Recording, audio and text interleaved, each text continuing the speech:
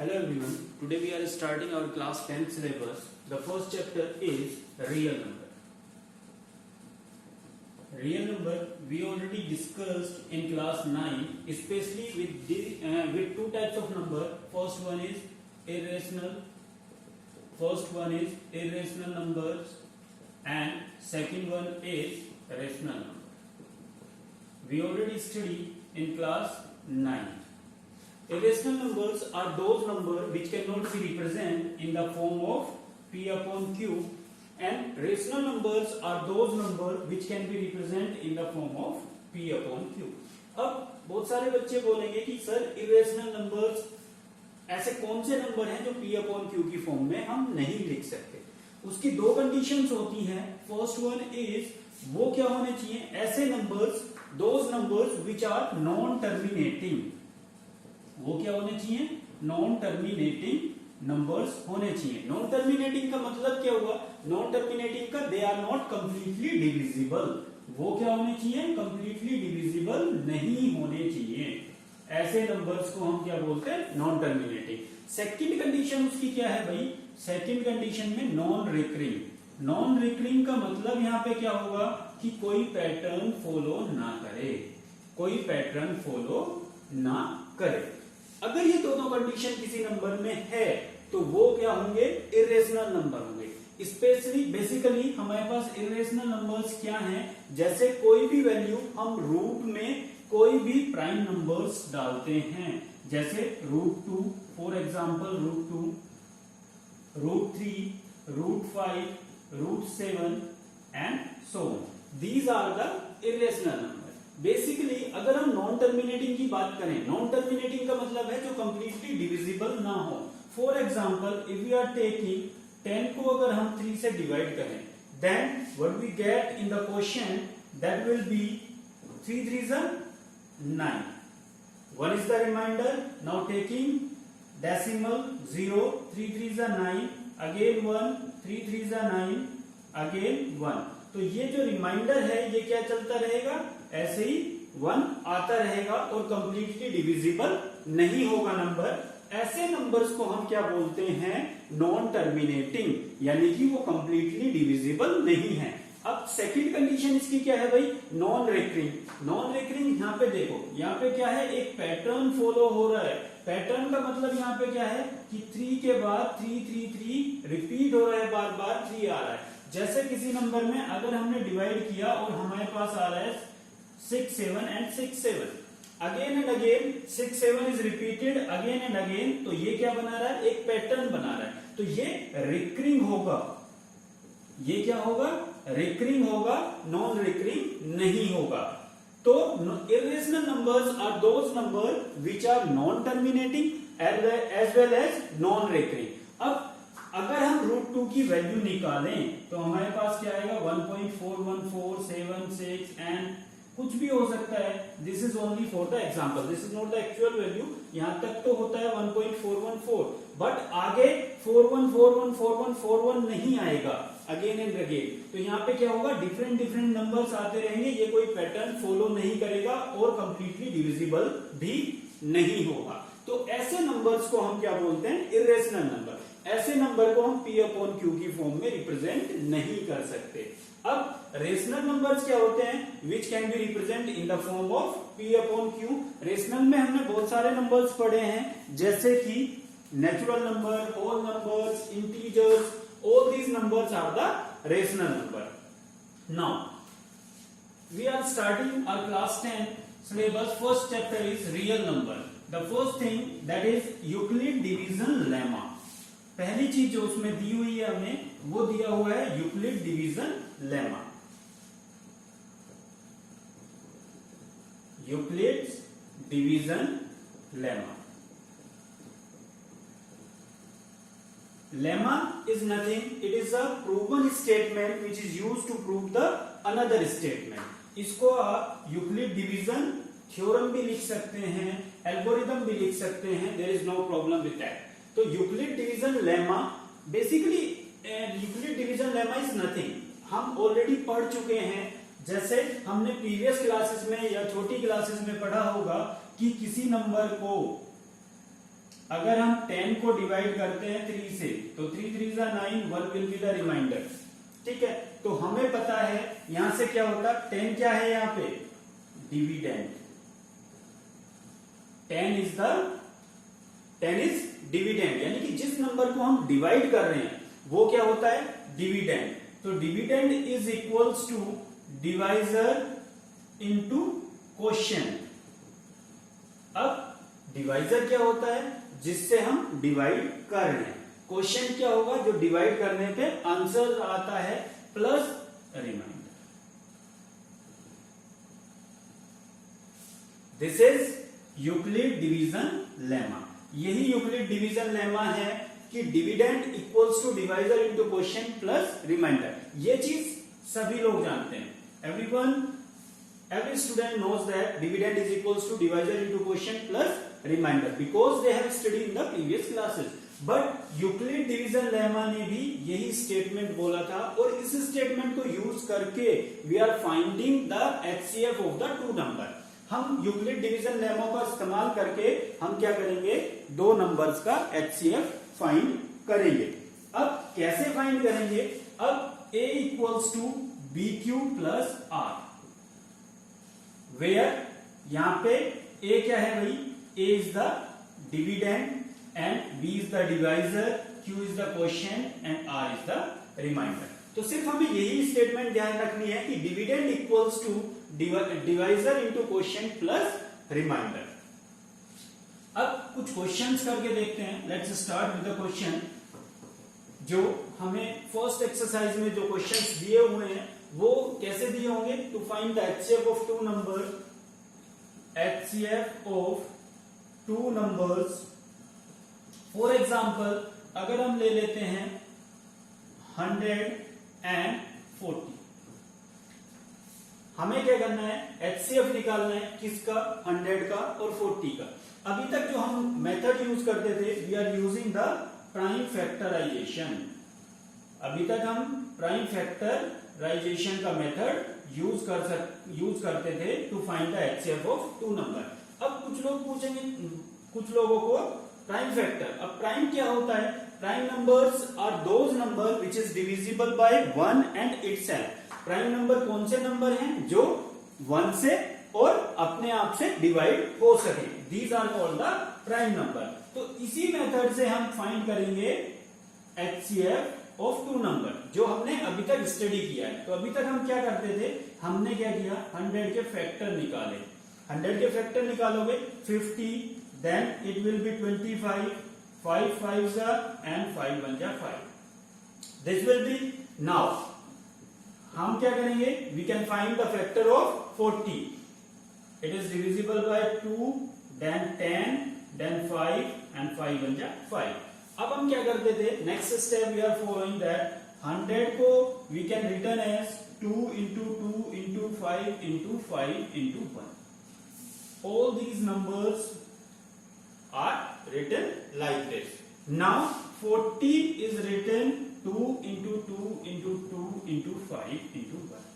Now to find the HCF के लिए हम क्या करते थे, we are just taking the common part. 2 is common in both of them, 2 is common here, 5 is common. So the HCF will be 2 into 2 into 5. So that will become 20. HCF of 140 क्या है हमारे पास, 20 है। ये हम prime factorisation method से करते थे। But first chapter जो रियल नंबर तुम्हें दिया है, Euclid division lemma, first exercise में जो हमें यूज करना है to find the HCF of two numbers, वो by using the Euclid division lemma. तो हमें क्या यूज करना है यहाँ पे, यूक्लिड डिवीजन लेमा। अब कैसे यूक्लिड डिवीजन लेमा यूज करेंगे, नाउ वी विल, इसी क्वेश्चन को हम सोल्व करते हैं। इसमें हमें स्टेप फॉलो करने पड़ते हैं। पहला स्टेप क्या होगा, step 1, check which number is greater.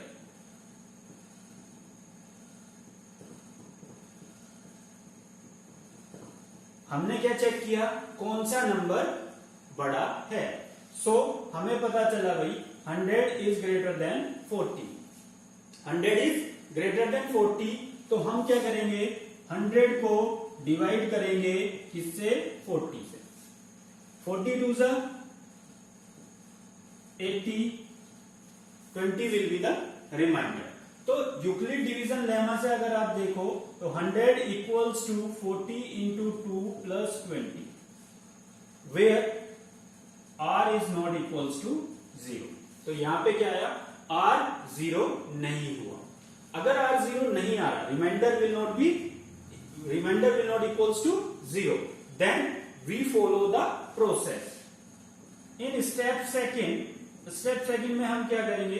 अब हमें किसको किससे डिवाइड करना है? जो रिमाइंडर आया है उसको हम डिवाइड करेंगे, जो रिमाइंडर आया है उससे हम डिवाइड करेंगे किसको?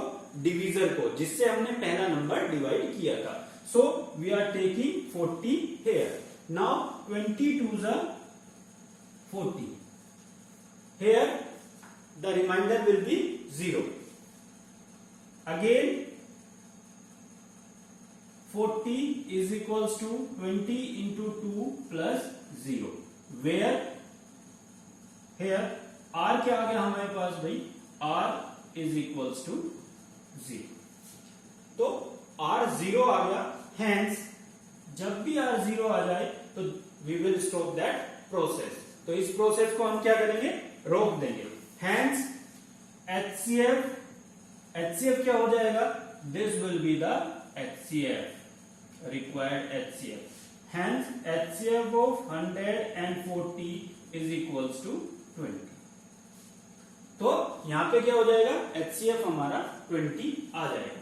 हमने प्राइम फैक्टराइजेशन मेथड से किया था तो भी हमारा HCF 20 आ रहा था। अभी हमने यूक्लिड डिवीजन लेमा लगाया तो भी हमारे पास HCF 20 ही आ रहा है। Okay, let do one another example to find the HCF of two numbers 272 and 1032। अगर हम कोई दो नंबर लेते हैं 272 and 1032, now we are going to find the HCF of two number, that is 272 and 1032 by using the Euclid division lemma। Euclid division lemma में सिर्फ हमें दो स्टेटमेंट याद रखनी है। First one is dividend equals to divisor into quotient plus remainder, a equals to bq plus r। और इस process को तब तक फॉलो करना है जब तक हमारे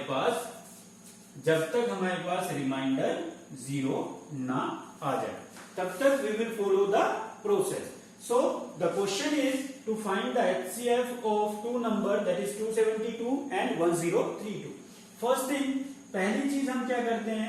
स्टेप फर्स्ट में चेक करेंगे which number is greater। तो 1032 is greater than 272। Here 1032 is the dividend and 272 will be the divisor। 272 क्या हो जाएगा? यहाँ पे डिवाइजर हो जाएगा and 1032 will be the dividend। now जब हम इसको डिवाइड करेंगे तो that will be 3 times 2 3 is 6, 7 3 is 21, carry 2 3 2 is 6 and 8, 8 1 6। now 6 1 2, here the remainder is 216 and r is not equals to 0। by the Euclid division lemma a equals to bq plus r, तो a is 1032 equals to bq is 272 into 3 plus 216। here r is not equals to 0, hence we will follow the process। So we will follow the process further। now if r is not equals to 0, then हम क्या करते थे next step में? Reminder जो आया है हमारे पास उसको हम डिविडेंड से डिवाइड करेंगे। तो यहां पे 216, that will be 6, 56 will be the remainder। in step second, remainder is not equals to 0। यहां पे भी क्या है, रिमाइंडर क्या है, 0 के इक्वल नहीं है। स्टेप सेकंड में हमने क्या लिखा, by the Euclid division lemma 272 is equals to 216 into 1 plus 56. Here r is not equals to 0, then we will follow the process further. अब हम क्या करेंगे, 56 से डिवाइड करेंगे किसको, 216 को। 56 से हम किसको डिवाइड करेंगे, 2 को करेंगे। Again it will be 6 3 3 times 18 carry 1 15 and 16, that will be the 6 16 8 0 4 48. Now again the remainder is not 0, so we went to the step number third. Step number third is 216 is equals to 56 into 3 plus 48. Here again r is not equals to 0, so we will further divide the number. अब हम क्या करेंगे, 48 I am writing here, 48 को divide किया, 56 को divide किया 48, then 48 ones are 48, 8 will be the remainder. तो step 4 में again we are writing the same thing, that is dividend equals to divisor into quotient plus remainder. Again r is not equals to 0। यहां पे भी क्या है, r 0 के equal नहीं है। तो अब इस 8 से हम 48 को डिवाइड करेंगे, 8 6 48। Now the remainder is 0। अब क्या है, रिमाइंडर 0 है। Step number 5। स्टेप 5 में क्या आया, 56 48 is equals to dividend into divisor plus remainder. Here r is equals to 0. r is equals to 0, hence the HCF of two number is, इन दो number का HCF क्या आ जाएगा हमारे पास, HCF of these two number is, किससे divide करने पे हमें 0 आया है, 8 से, तो HCF is equals to 8। तो हमारे पास HCF क्या हो जाएगा, 8 हो जाएगा। तो हमें जितने भी स्टेप्स फॉलो करने हैं, we will follow the steps till हमें रिमाइंडर 0 न मिल जाए। तब तक हम यूक्लिड डिवीजन लेमा को फॉलो करते रहेंगे। यूक्लिड डिवीजन लेमा के अकॉर्डिंग क्या है, dividend equals to divisor into quotient plus remainder. और हमें रिमाइंडर जब 0 आ जाएगा जिस नंबर से डिवाइड करने पर, तो उस नंबर को हम बोल देंगे कि that will be the HCF of the two given number. तो फर्स्ट एक्सरसाइज में सिर्फ हमारे पास यही क्वेश्चन है, to find the HCF of these two numbers, to find the HCF of this number. Now second exercise, that is based on the proving question, we will do in the next lecture or next day. Till here you just solve the question. If you have any query you can ask. Thank you.